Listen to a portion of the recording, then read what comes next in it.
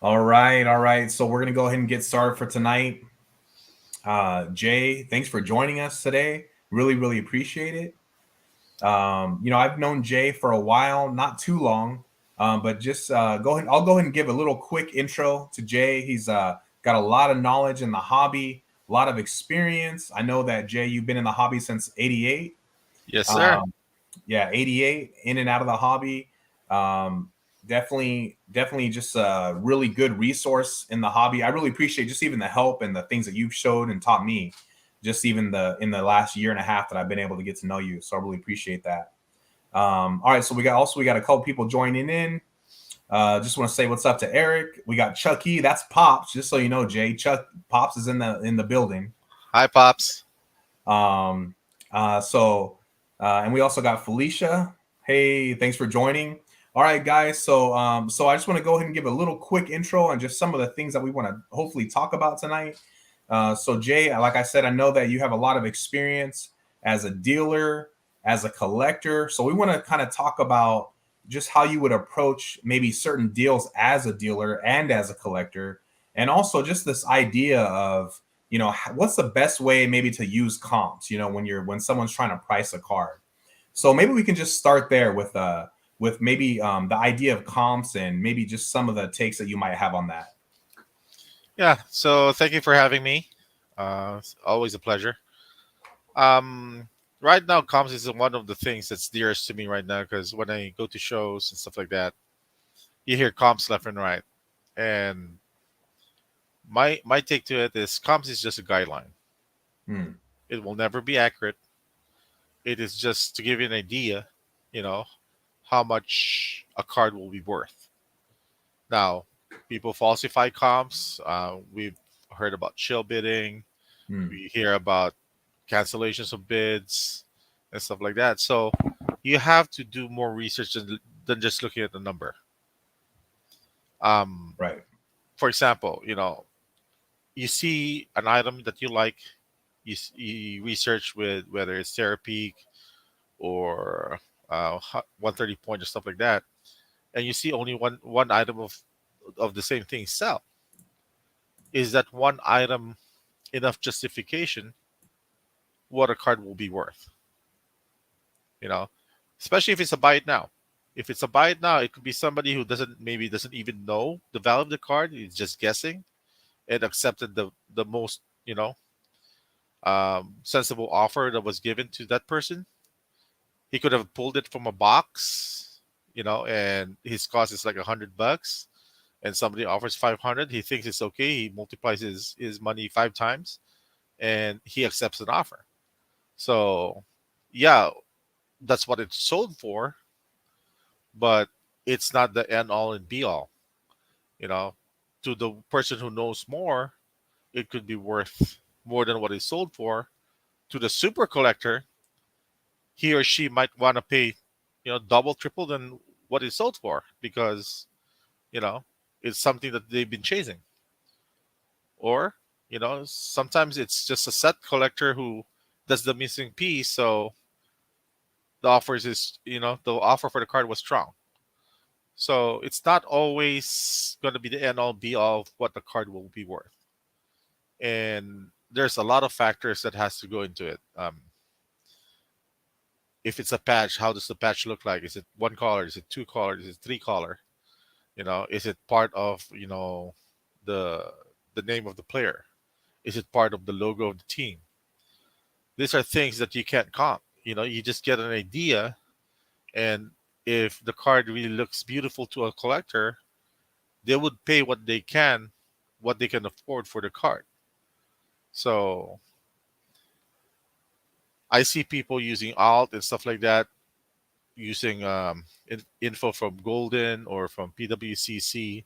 These are all different platforms, and not because Golden can sell a $2 million card, that doesn't mean your card is going to get the most views if you auction it with Golden.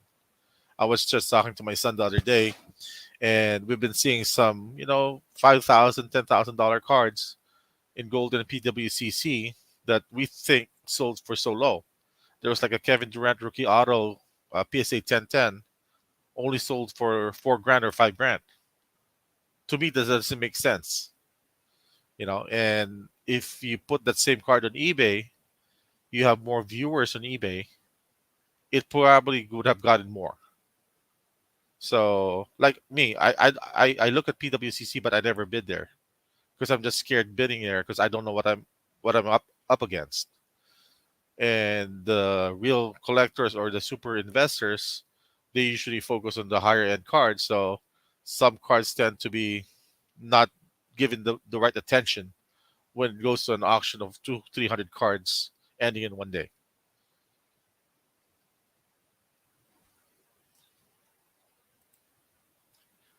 See, Sorry, can you hear me? yeah. Okay. So I know we talked a little bit off camera. I know that you mentioned before, like if someone's trying to buy a card, but they can't necessarily find a comp on that, how do they react? Like how do people deal with that? Like have you had experience with that? Well, that question has to be answered two ways.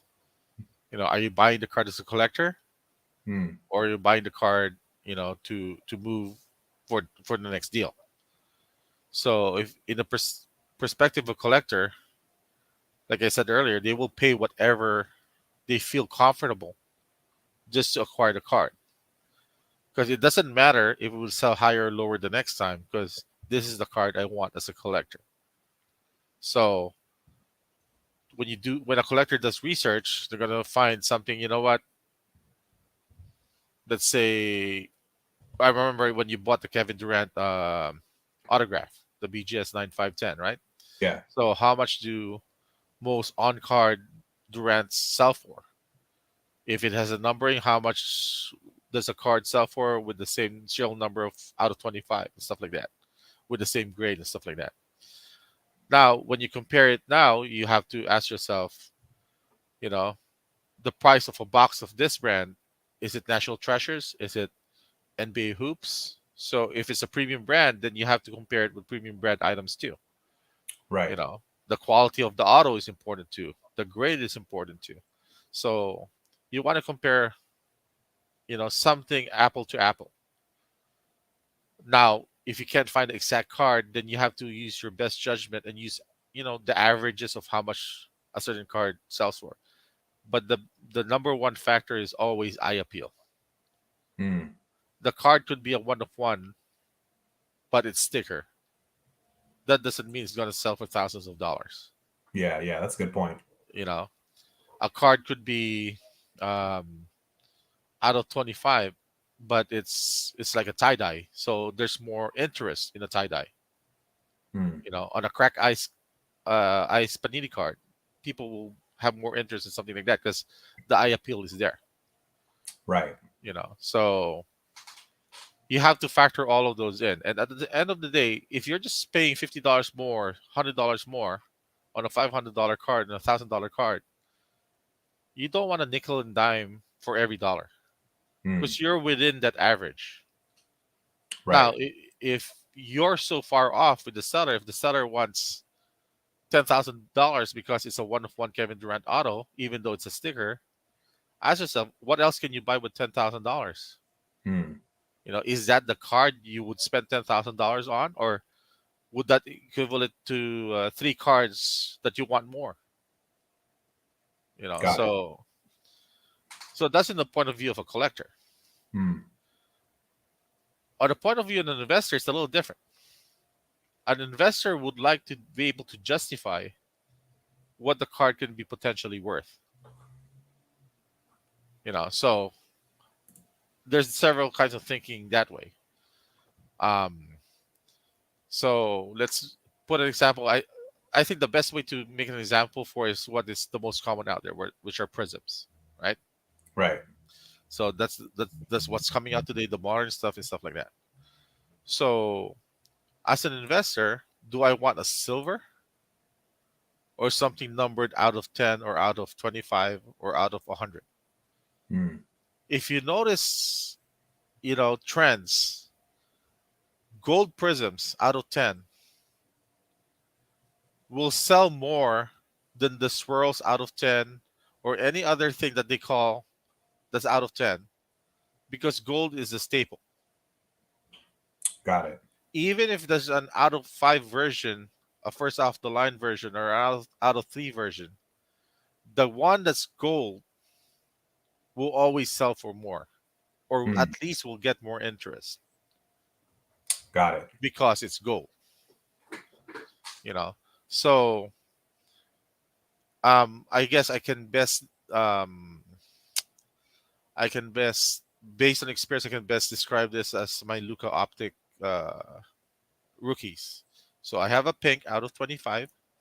I used to have a blue out of 49 or 50, but because it's blue and blue, it sold for four times more Wow. than the pink with the same grade, but with a higher number. Hmm. You know, so eye appeal is number one. Now, if you ask me as a collector, I still go with the out of 25. The blue and blue is just a marketing strategy for most. Before this pandemic, nobody cared if it's blue and blue. Hmm. Everybody Yeah. cared about the numbering. Yeah, I've seen that more. They definitely people are, if it's Boston green on green or whatever it is, people they seem to be attracted to that matching color. So And sometimes I just smile. Somebody will pull a LeBron James, let's say 6 out of 10 serial numbered card, 6 out of 10, and he's wearing the Lakers. What's his jersey number? 23, right? right. But people will still say it's jersey number 6. But Got it. even on the card, he's wearing 23. Got it. Got it. That's So, funny. so it's yes, because there's no number 23 out of 10. So I guess it kind of makes sense. It It's a should. stretch. It seems like uh, a stretch. It's a stretch. It deserves a little bit of a premium, but it should not elevate the card that much. Got it. You know. So even the eBay one of one, the eBay one of one, which is the first card or the last card that's on the print run. Come on now. You know. Right. Right. I wonder who even came up with that eBay 101. The smartest marketing people out there. Got it. So I mean, it sounds like you would, I mean, how do we go from this shift? Like, since a lot of people use comps, right? Mhm. Do you think that's the best way to do it? And if it's not, how do we shift away from that?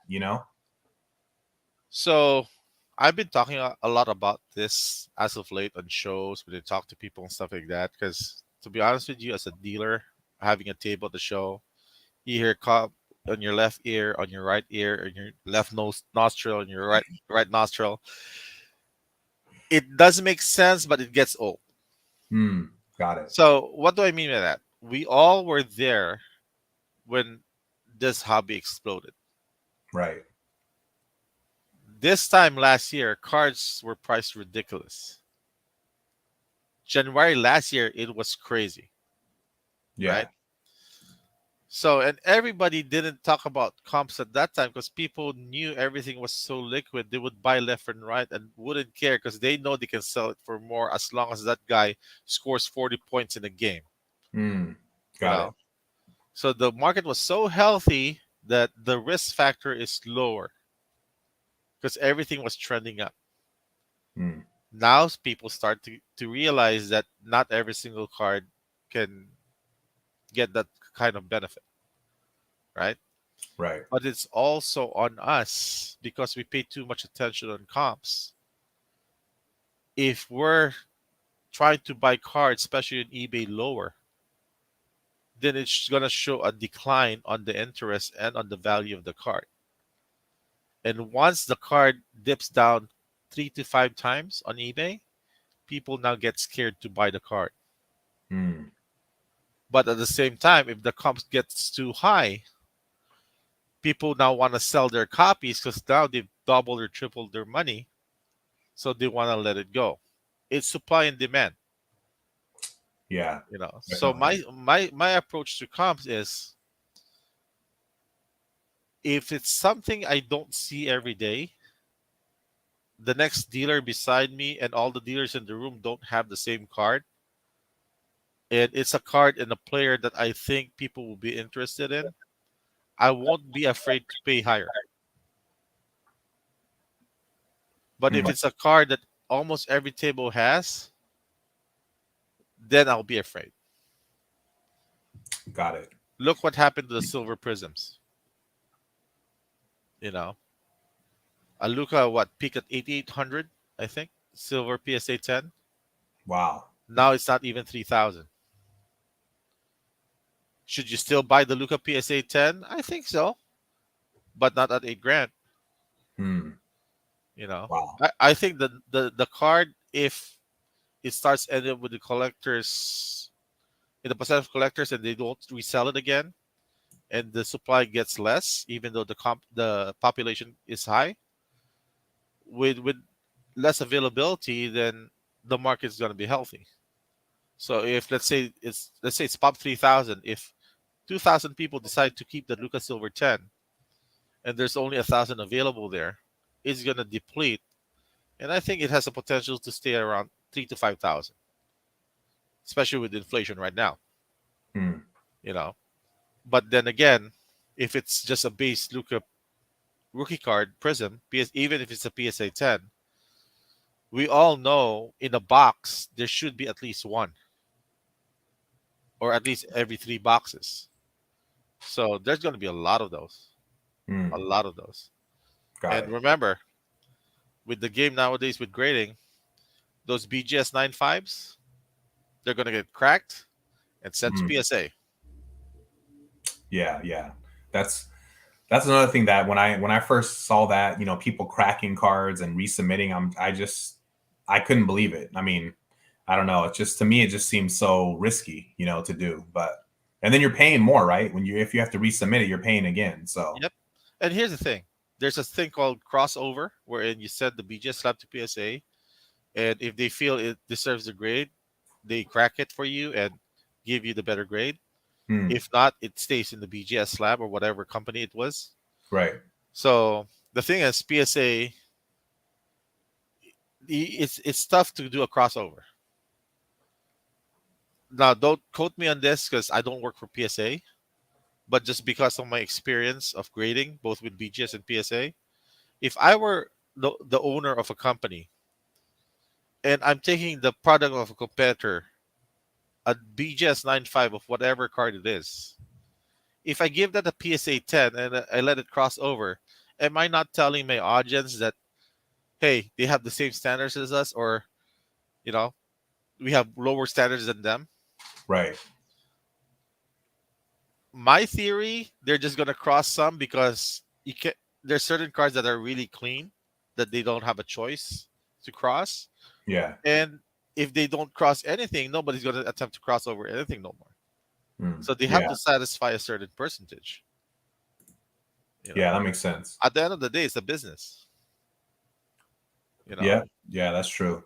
and a lot of people say, you know what, I like BGS better than PSA because of the subgrades and stuff like that. BGS now has two options: with the subgrades or without the subgrades. You pay more with the subgrades. Me, as much as I like the information of having the subgrades, the market is also using that, in a different way. Oh, that's not a true gem, so it should be less than this. Hmm. Oh, this is a true gem, so you need to pay more. Oh, this is a true gem plus, so you need to pay more than more. You know, More than more. That's funny. right? So it really depends on your approach. At the end of the day, do you really need to satisfy your ego to say it's a true gem? Hmm. For me, a 9.5 is a 9.5. A 10 is a 10. Right. Right. You know, and I always laugh whenever somebody tells me it's point 0.5 away from a black label. So a non-black label is 3 tenths and 195. A black label is all tens, right? So any non-black label is always going to be point 0.5 away to a black label. That's funny. But you hear that from time to time. Hey, so I got a question. I'm gonna go ahead and put it on the screen. It says, "Do you think PSA is going to drop prices by year end? I'm hoping once they finish the backlog, prices will go down. What do you think about that?" So even as a preferred dealer myself at PSA, we only get the information the same time as everybody does. Hmm. Now, once in a while, they'll use one of a few percentage of preferred dealers to be the test sample of opening a service lower than the last one available, which was what happened to the regular service in the economy. Um, with the market being what it is right now, I think they hired more people. They also bought a building next to their existing. I think they're opening up one in New Jersey too. With that overhead, they need the volume. Hmm. So I'm assuming that when they get to a reasonable backlog, they're going to open a lower service, but it's not going to be anywhere close to what the prices were before. Okay. I'm Okay. thinking maybe $25 or $30. Now, this is the same thing I've been telling everybody. The reason they're doing that, not only PSA, BGS, and other companies, is because we keep on paying those prices. If we're willing to pay those prices, right? They're not going to lower it down. Yeah. Yeah. That's true. But at the same time, it used to be a 1 month wait for the cheapest service. It's not going to be 1 month. It's probably going to be 3 to 6 months. Hmm. So is that really service? Not really. Yeah. You know, So I know we talked before. So we talked a little bit about just the mindset of like a dealer and the mindset of a collector. Do you think that's a hard thing to shift from one to the other? I mean, how do you approach that in your experience? I battle that every day. um, there are when anybody, you, me, or whoever, when we acquire cards because, oh, this looks good. You know, I think I can do well with this card. Once you acquire the card, do I really want to sell it? That's the collector in you, Hmm. right? So that's the hard part. Me, I told myself every card has a price.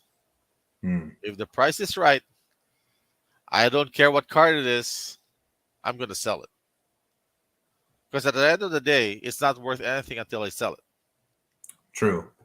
And number two, as a collector, you never get content. After a while, you get tired of this card, you want to get something else. And to get something else, you have to sell something. So if the price is right, even though you know what, I really like this card, hey, I have more choices if I have Benjamins in my hand than a piece of cardboard. Hmm. So for me, if I have the capacity to put out cash, I can go eBay, I can go to a show, I can go anywhere to nationals, wherever, and I can really get what I want. I will not settle just because I can get this for $200 less than comps. The Got buying power always has an advantage, Hmm. and that's why some people who are good in the business as a dealer, they don't mind downgrading a big card to smaller cards if you're giving them more value. I can have a $5,000 card on my table. How many people carry $5,000 when they go to shows? Not that many. Right. Right. I know I don't. But somebody who really wants the card can be carrying $2,000 in their pocket and willing to give up 4,000 worth of cards to get that card of mine that's worth 5 grand. Hmm. So now as a dealer, I'll be up $1,000. I just have to do more work, right? But Yeah. I'll take the 20% any day. Got it. you know so Yeah. I as hear a you. collector, the hard part is you can get very sentimental. Oh, I pulled this card myself out of the box. This is my first Donovan Mitchell fast break auto. uh, right. Right. Right. So that is tough. But at the end of the day, if somebody offers you the right price for that and you've been eyeing this card for so long, wouldn't you rather have that cash and sell that card? Forget about whether I pulled it or not. I'm going to pull more stuff eventually. I Right. need to buy this other card. Yeah. Yeah. No, I hear you on that. You know, Yeah, I mean, even I got that my first Kobe auto, right? And there's times where I'm thinking, man, like what's the next Kobe auto or what's the next one, that I want to try to get, and so those thoughts always go through my mind. hmm As far as, what's the next thing, like and what goals that I want to go after. You know, what cards I want to go after. So pops threw out a question here. Let me go ahead and read this. So he says, Jay, is there one particular card in your collection that you value more than any others, whether it be for the value or just maybe the way you had to go about obtaining it? So there's this one card. It's the Luca Optic Rookie Pink Prism. Um, it's out of 25. Um, Another YouTuber pulled it and posted it on Facebook. He pulled it out of a blaster box way back in the day during Lucas year. At that Wow. time, blaster boxes were like just $30, you know, and it was out of 25. And he was selling it for like $600 at that time. It was still cheap at that time. Hmm. So he posted on Facebook. I messaged him. I commented it. I want the card. DM me. He DMs me, Jay, the card sold. I'm sorry. Hmm. About 2 to 3 weeks after, I get my mail from the post office and I open the package and it's that pink Luca out of 25. What? So my friends from the admin team and the Facebook group that I run bought the card for me. Oh, wow. That's cool. So when the boom happened, I graded it, became a PSA 10. When the Nice. boom happened, that card potentially reached about a $20,000 value Wow. at a PSA 10. So I told myself this is too much money to be a gift. Hmm. So I talked to my admins and told them, you know what, I'm gonna try to sell this card, and if I do sell this card, I'm gonna use a portion of it to fly you all in to attend one of my shows here, all expense paid, Wow. Wow. as a That's thank awesome. as a thank you. The thing is, the market became a little shaky, so I couldn't get the value I wanted for it. Hmm. I was still trying to sell it until about a week ago, and I decided to keep it forever. Um, the Monday after the 8th of April. The reason being, one of my admins, her name is Danielle. She's a female collector from Missouri. Hmm. Um, Unfortunately, she passed away April 8th. Wow. I'm sorry to hear that. She was just having oral surgery and she had a blood clot and she had a stroke after that and she didn't make it. Man. And that card became more sentimental to me than ever. Hmm. So that's probably one card in my collection that's probably not gonna go. Wow. That's crazy. That's a crazy story how they got that for you and just the ups and downs of that, man. Sorry to hear that about your friend. Well, she's in a better place. That's good. That's good. So with that, I know we talked about just a lot of we try to prepare for this. We try to get some things so we were on the same page. I know that you have a lot of experience running shows. Can you tell me just about just some of the conversations or some of the processing that you go through when you're at the table, like kind of like the nitty gritty of it as far as running the table and kind of what that's like? Um, every time we have a show, my son always is by my side when we do shows. He Right. always asks me, "So what's the game plan today?" Hmm. The answer is always different. There's days that I'm so lazy to sell. I'll take whatever I can. I'll buy whatever I see that I like. Sometimes I'll set a financial goal. We need to sell 8,000 today, Hmm. you know. Or sometimes the goal will be, you see those boxes? We just need to get rid of it. Hmm. I don't care if I lose some money on some cards. We just need to get rid of it, you know. Got it. So it changes. Part of the reason it changes is also where the market is going. When PSA started pumping out bulk orders, 20-day orders, I know the market was gonna flood. So I brought a lot of my graded stuff that I don't want to a dealer, and he bought most of them for 60 to 70%. Hmm. He bought all of them for 60 to 70%, and I made a little money out of it. I didn't want to do the work, so I'd just rather be liquid. And if I held on to those for 2 3 months after, I probably would have lost half of what I got for it. Got it. So the play always changes, but the mindset is always make sure as a dealer you have cash with you because something might turn out in your table that you might want, and the only way to get it is if you have the Benjamins. Got You it. know, and right now this is the market today, and again it might be different next week. Right now, everybody couldn't sell a card for full value. So if you have a $5,000 card, nobody wants to pay 5,000 for it, and Right. nobody would even put out close to 5,000 in cash in the deal, whether it's full cash or cash or card. That's very seldom right now. So sometimes to entice a deal to to happen is that okay? How much do you want for that card?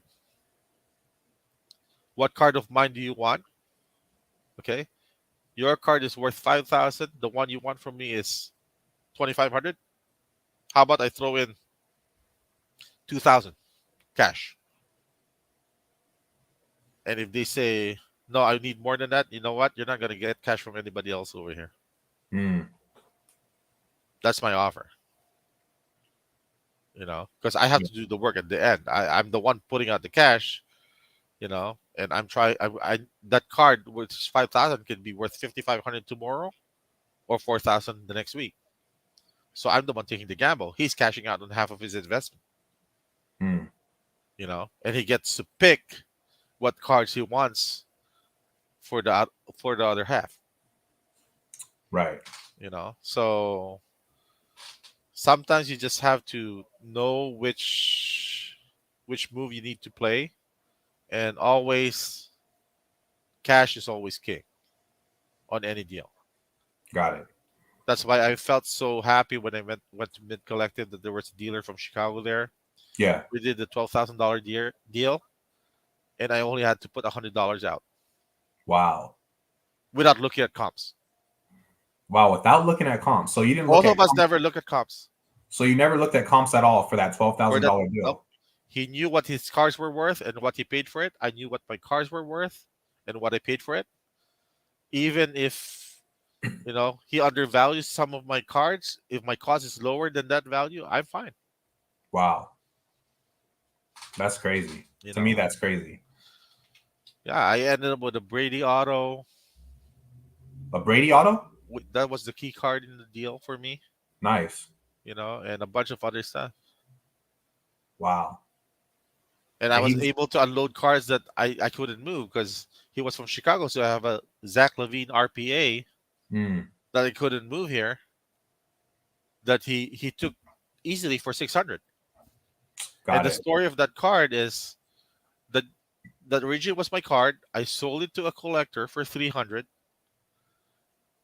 3 4 months after, that collector still had the card and said he couldn't move it. And I go, would you sell it back to me? I'll pay you what you paid for it. So he said, Mm, sure, I can move it. Give you back the 300. So I took back the 300. I was able to trade it for 600 wow. Wow. because That's the card crazy. was worth 600 at that time. He just didn't have the market for it. Mm, So even if you have a good card, if you don't have the market for it, you know, that's why yeah, people travel. That's why people go to shows out of state because there's some cards that you can't move where you are that you have to bring it somewhere else. got it. So the state, the location, I mean, all that plays a part in it when you're trying to sell a card or someone's trying to get a card, right? Mhm. At shows here locally, here in California, I'll have a card. Somebody would want to buy it from me. He buys it from me. Next thing I know, it ends up at Burbank, you know? And I go, I could have bypassed that middleman and went straight to Ryan, Mm, you know? right, right. But you see that so often now that sometimes I don't know if I'm allowed to say this, especially on camera online, but I think certain cars are being pimped out, Mm, you know? yeah, Some of these cars are like prostitutes going around back and forth.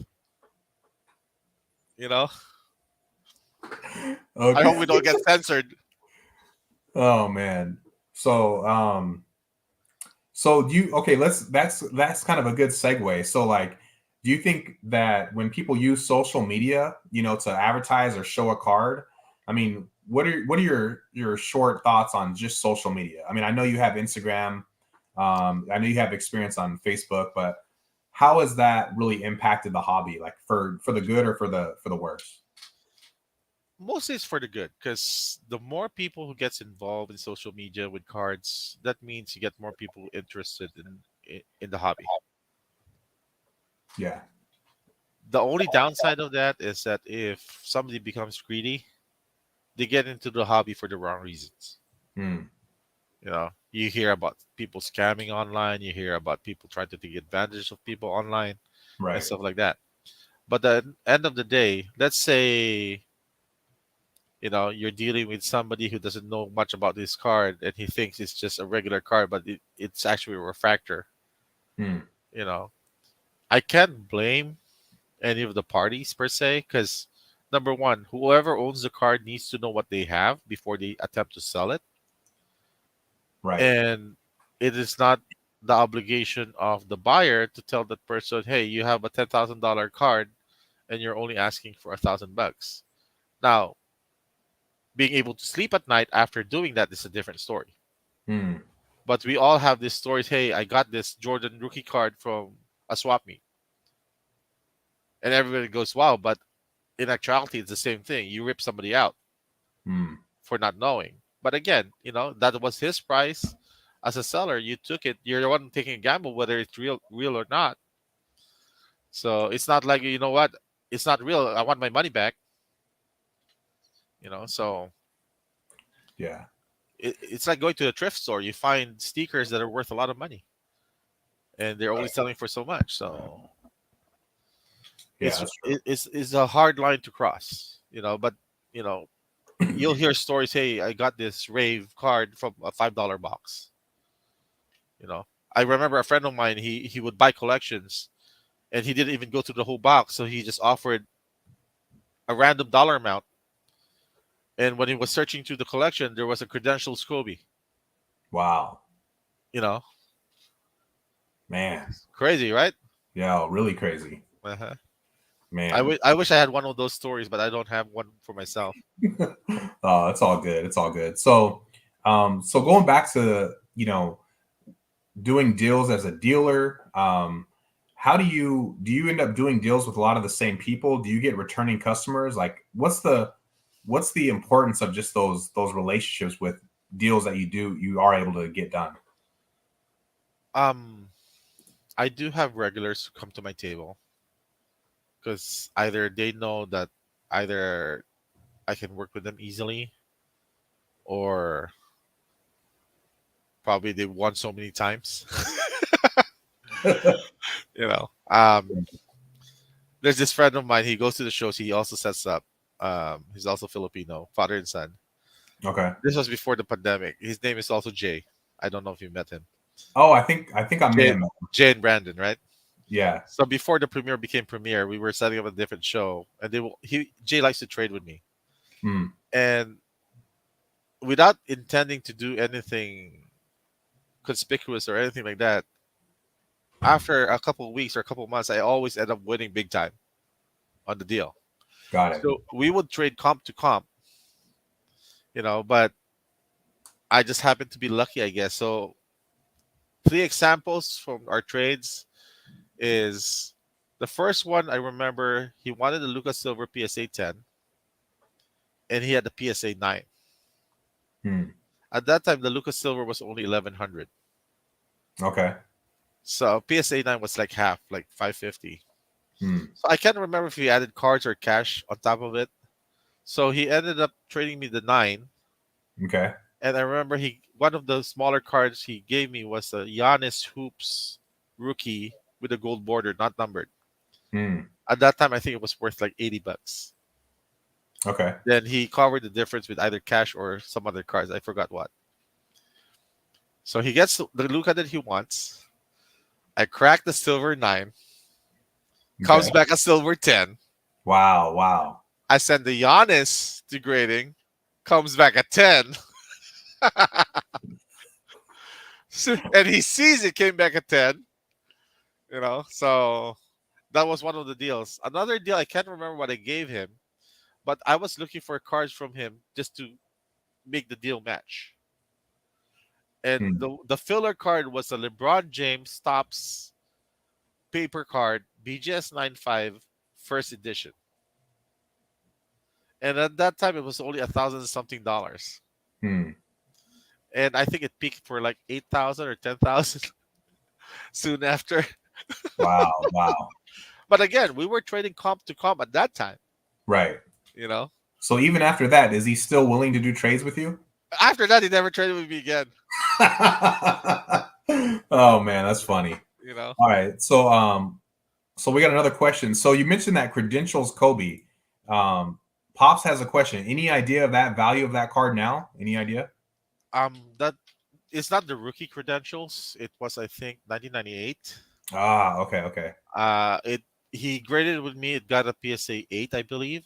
Okay. I think the card peaked at around 20,000 at the Wow. time. I Wow. think right now it's about an $8,000 to $10,000 card. Okay. Burbank, I think, has a 9 version. I think they're asking 20 grand. Hmm. Okay. Wow, that's cool. Um, what another thing, so I know we talked about this. You talked about how cards, people share a lot of cards on social media. Also in the last year and a half, you see a lot of content where people are talking about, what to invest in, right? What to put your money in. Stepping aside from that, what is one of the things that really brought you into the hobby? Was it trying to make money or was it something different? And can you share that with us? I'm not gonna lie. The value you see on cards, especially today, Yeah, would attract anybody. true. That's true. But when I started, packs were only like a buck each. Hmm. It was a Jordan 93 Scoring Kings that got me really hooked to this hobby. At that time, we were going by book value, and during those days, it would book somewhere between $80 to $100. And $100 at that time, 1993, was a lot of money. Yeah, So before I would be happy having a $10 card. Then all of a sudden, you pull a Jordan Scoring Kings that books $80, $100. That was a lot of money during that time. right.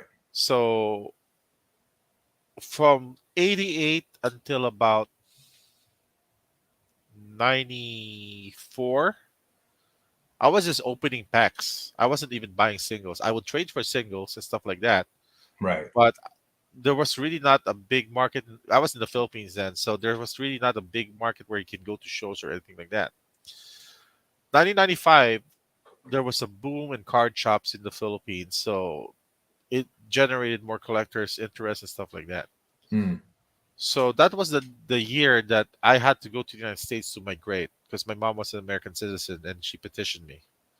So Hmm. I flew here, 1995, went to New York, New Jersey, and that's the first time I attended card shows and stuff like that. Got it. So I had to finish back college in the Philippines.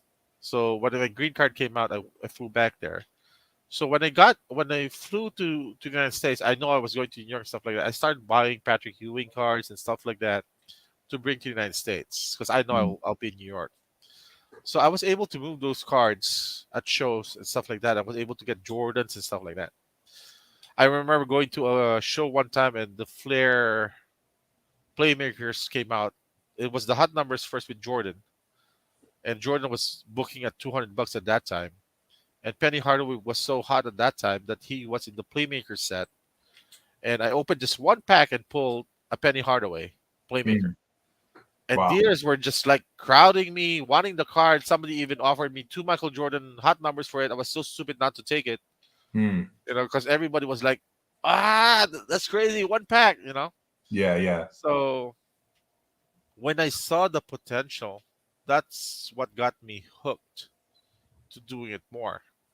yeah. And in fact, after going to so many shows and getting a lot of cards, when I got back to the Philippines, I unloaded a lot of the stuff that I acquired here and basically made back my whole trip and then Wow. some.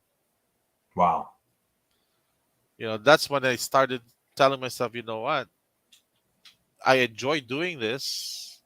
My interest is really on basketball and cards. I can make money out of this. It's a nice formula to have. Right. So that's when I started doing it more. I actually partnered with somebody in the Philippines to open a card shop for a couple of years. Okay. All You right. know, Cool. Nice. So, Jay, I just want to say again, thank you so much for joining.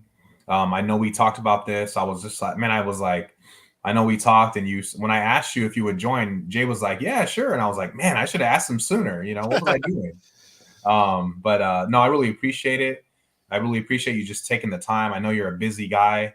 Appreciate everything that you shared.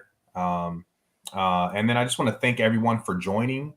Um, and if you're down for it, Jay, I mean, I would love to have you again on the show. We can talk about more items no problem.